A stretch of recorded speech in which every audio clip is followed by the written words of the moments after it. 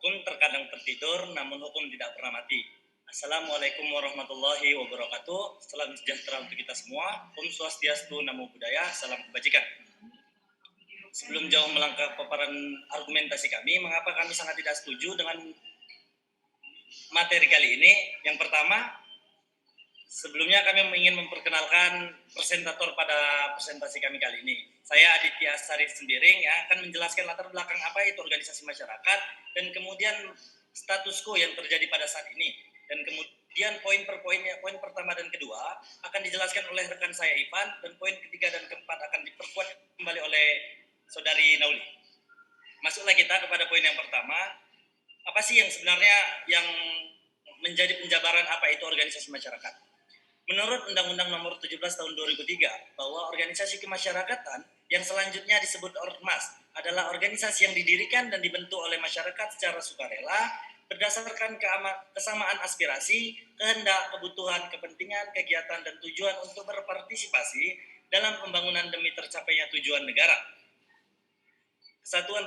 Demi tercapainya tujuan negara Kesatuan Republik Indonesia. Next. Selanjutnya, bagaimana sih urgensi keberadaan organisasi masyarakat saat ini? Status quo-nya pada saat ini yang pertama, terlihat bahwa lahirnya Perpu telah menabrak prinsip-prinsip negara hukum, yang dalam aplikasi perumusan hukum menghendaki ditegakkannya prinsip supremacy of law dan prinsip do of law. Yang kedua, keluarnya Perpu saat ini justru mengembalikan esensi dari Undang-Undang Nomor 8 Tahun 1985 yang menjadi alat represif dari pemerintah Orde Baru.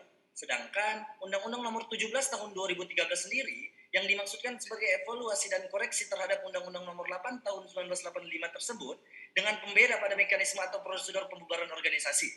Yang mana karenanya MK memerintahkan kepada pembentuk undang-undang DPR dan Presiden untuk tidak terlalu masuk atau campur tangan dalam kehidupan suatu organisasi sebagai wujud implementasi dari kebebasan berserikat atau berorganisasi. Artinya harus adanya pembedaan antara yudikatif, eksekutif, dan yudikatif dan itu sendiri. Kemudian keluarnya Perpu yang memberikan sangat besar dan mutlak bagi pemerintah untuk mendaftar, mengontrol, mengawasi, bahkan melakukan pembubaran terhadap suatu organisasi adalah bertentangan dengan prinsip perlindungan terhadap kebebasan berserikat atau berorganisasi sebagai jantung dari sistem demokrasi, sehingga Perpu saat ini khususnya ketentuan pada pasal 61 dan pasal 80A dalam Undang-Undang Organisasi Masyarakat bertentangan dengan pasal 28 dan pasal 28E ayat 3 Undang-Undang Dasar 1945.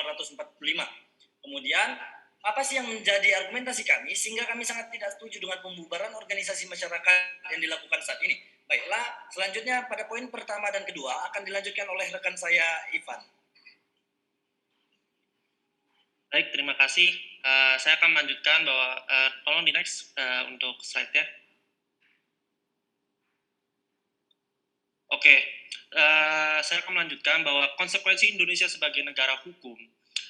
Indonesia sebagai negara hukum harusnya negara hukum pada dasarnya bahwa negara hukum itu berdasarkan suatu proses pengadilan. Dan apabila saat ini pembubaran ormas dilakukan secara tanpa melalui proses pengadilan, maka asas negara hukum di Indonesia itu mulai terkikis dan melanggar hak asasi manusia juga yang terkandung dalam hukum konstitusi Indonesia, yaitu hak berserikat, hak untuk bebas berpendapat maupun hak untuk berkumpul. Nah, hilangnya mekanisme pengadilan ini juga berkaitan dengan nomor 2, tolong slide kedua, poin kedua. Mekanisme pembubaran ormas yang diadakan oleh pemerintah yang dihilangkan dalam UU nomor 17 tahun 2013 yang kemudian diganti UU nomor 16 tahun 2017.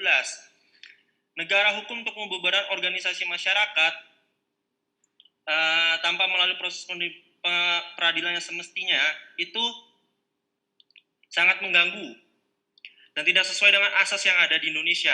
Mekanisme seperti ini sekarang seperti ini khas seperti Orde Baru, dan di mana pemerintah akan sewenang-wenang membubarkan ormas atau organisasi apapun Untuk mekanisme pembubaran ormas, saya kira sudah cukup. Yang melanggar konstitusi di hukum Indonesia. Selanjutnya, untuk waktu dan tempat saya persilakan kepada rekan saya, Gabriela Nauli. Baik, saya akan melanjutkan pemaparan argumen dari blok kami, bahwa pembubaran ormas melalui Undang-Undang Nomor 16 Tahun 2017 telah bertentangan dengan sistem check and balance yang berlaku di negara Indonesia. Berbicara tentang hukum adalah bahwa segala sesuatu harusnya dapat dibuktikan di mata hukum. Jikapun sebuah ormas dianggap bertentangan dengan ideologi, ataupun sebuah ormas mengancam keutuhan sebuah negara, maka seyogianya hal tersebut harus dapat dibuktikan di mata hukum. Dalam hal ini, wilayah yudikatiflah yang diberikan wewenang oleh konstitusi tertulis kita, yaitu Undang-Undang Dasar 1945, untuk menyelenggarakan peradilan guna menegakkan hukum dan keadilan. Tapi dalam Undang-Undang Ormas tahun 2017 ini, menghilangkan wewenang tersebut dengan memberi kekuasaan penuh kepada eksekutif dalam mengadili dan mengeksekusi sanksi kepada ormas. Selanjutnya, asas presumption of legality, peniadaan peradilan sebagai kekuasaan kehakiman nampaknya juga keliru. Pasalnya, dengan diterbitnya keputusan pencabutan status badan hukum oleh pemerintah, maka berlakulah asas presumption of legality, di mana setiap tindakan hanya dianggap sah sampai ada tindakan hukum yang membatalkan tindakan tersebut, yaitu dalam hal ini adalah putusan pengadilan. Jadi, jikapun dibilang asas contrarian actus, maka hal itu tidak dapat dijadikan alasan oleh pemerintah, karena pada kedepannya itu akan menjadikan sebuah kesempatan untuk sewenang-wenang mererupsi kesempatan untuk berkumpul, berbicara, dan berpendapat sesuai dengan konstitusi, yang dilindungi oleh konstitusi. Maka sekian argumentasi dari kami.